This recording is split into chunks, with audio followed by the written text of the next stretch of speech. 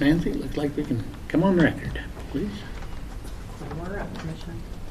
All right, Jason. All right, well, you were here, so you heard the spiel of just the new era of the way we're doing things, that this is working really well the last few years, so we're going to continue on. So if you want to just hit your highlights and go through your budget there. I have some major highlights. So, All right, let's real hear it. quickly, as things have changed in the department over the years, we've worked hard, and I have worked hard to create a department that greatly serves the needs of the patrons of Bannock County and promotes economic growth.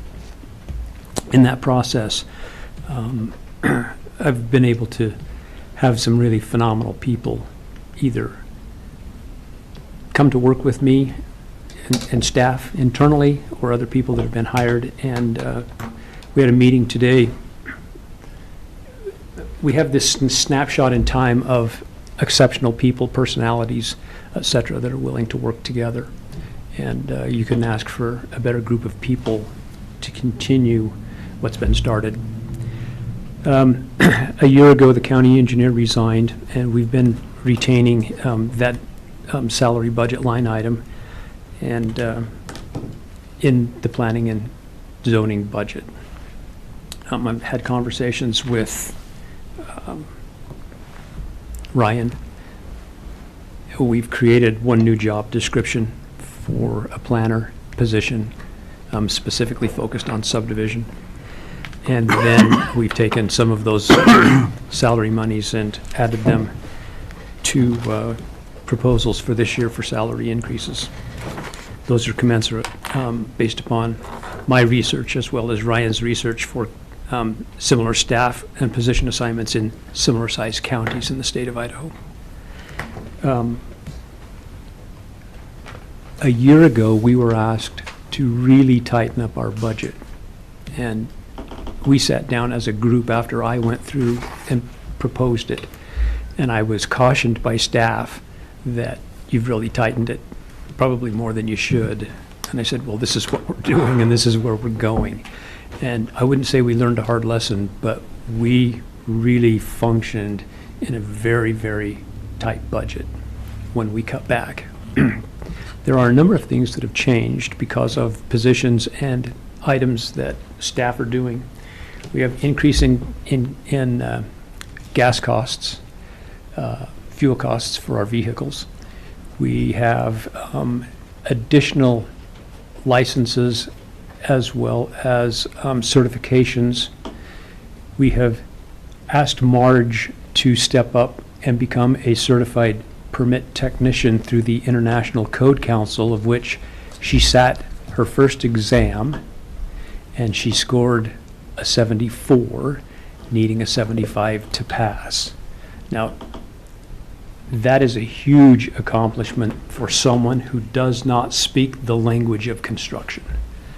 And the beauty of it is that certification helps her understand and integrate her position as the administrative assistant, because she now does all permit intake. So she needs to be paying attention to all of the submittals of plans, stormwater prevention plans, etc. She's really, really stepped up and has shouldered a much larger responsibility than she has in the past. Elise Foster has grown tremendously, and she just basically takes care of all subdivision at this point. An interesting note I've wanted to share with you, that since we have gone to an engineer under contract for time and materials,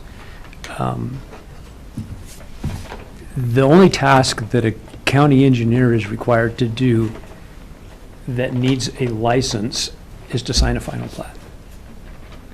And so we've spent just shy of $2,500 in the last year for signing final plats. All other tasks that were previously done have been shouldered by staff through the review process, etc. And it has worked absolutely phenomenal for us. We've been a little more efficient, we've been more timely, and been able to serve the needs of those people that are going through the process of subdivision in Bannock County. Those are the highlights of the budget.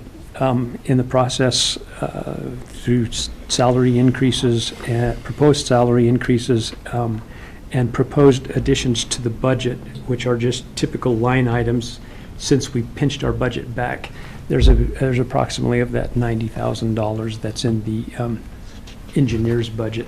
I believe there's around $12,500 that if this budget was accepted, there would be about a $12,500 return back out of that 90 that goes back into the budget.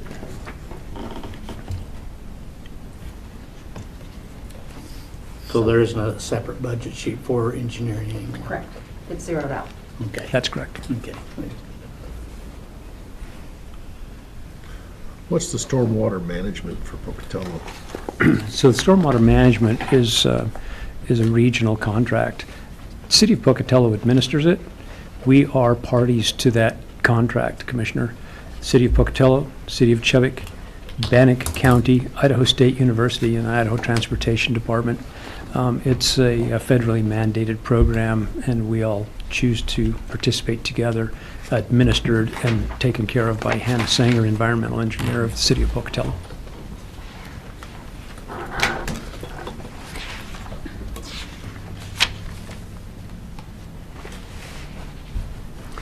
At one point, that was in the planning and development budget. I believe it was maybe 3 years ago that we turned that over to the engineering budget because it was actually an engineering task and the county engineer was attending those meetings. We've since shifted it back to planning and development, et cetera, and we attend those meetings through planning and development. And there's a number of items that we are behind the 8 ball in meeting compliance, which is difficult. One of the items that we need to do is create a spreadsheet, and we'll start working with Road and Bridge probably sometime around the 1st of August. But we are required under this particular program to have an inventory of all catch basins, water catch basins that are in the county. It's a huge task to figure out where all those catch basins are. We have like, I don't know, 3, 4, maybe half dozen just in the Road and Bridge complex. But there's other facilities where we have them that we need to start having inventory and have compliance.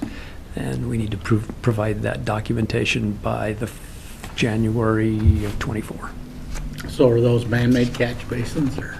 Yes. We had a lot of catch basins this spring. Yeah. That'd be impossible. The Yeah, big you can see- circle around income. You can see it's a very large task just in and of that of itself. So there's a number of items that go into this that Yeah, all 3 of my neighbors had catch basins in their backyard this year. they require a lot of work, and we've been able to distribute and delegate respective responsibilities through our job titles and those things that we have. We have Jim Bagley as the county planner, who takes care of all zoning ordinance issues relative to planning. Elise Foster is my proposal for her to become a county planner subdivision, and she takes care of all subdivision process, et cetera, working closely with Marge on intake and then going through the process. And that's a huge undertaking. The process and procedure of subdivision and the requirements that are followed against the ordinance to make sure that it's complying against the ordinance is a very large task. And so it makes sense to divide them up because of the amount of work that we do.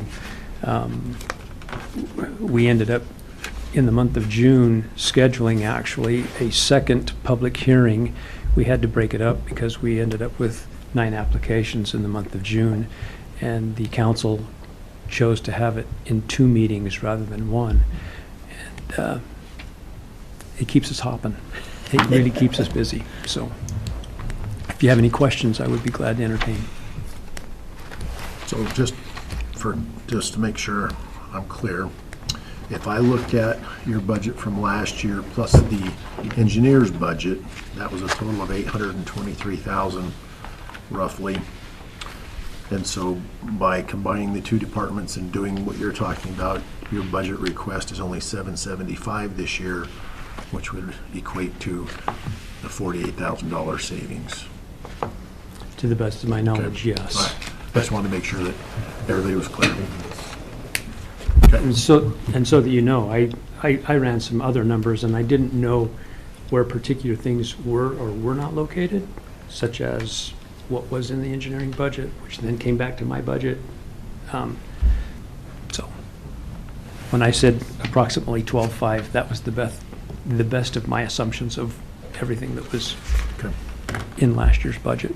So if you have a better accounting of those numbers, I'll take your numbers.